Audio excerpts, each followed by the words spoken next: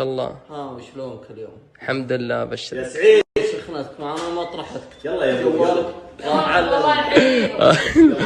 ما شاء الله على النشام اللي يساعدون ابوهم.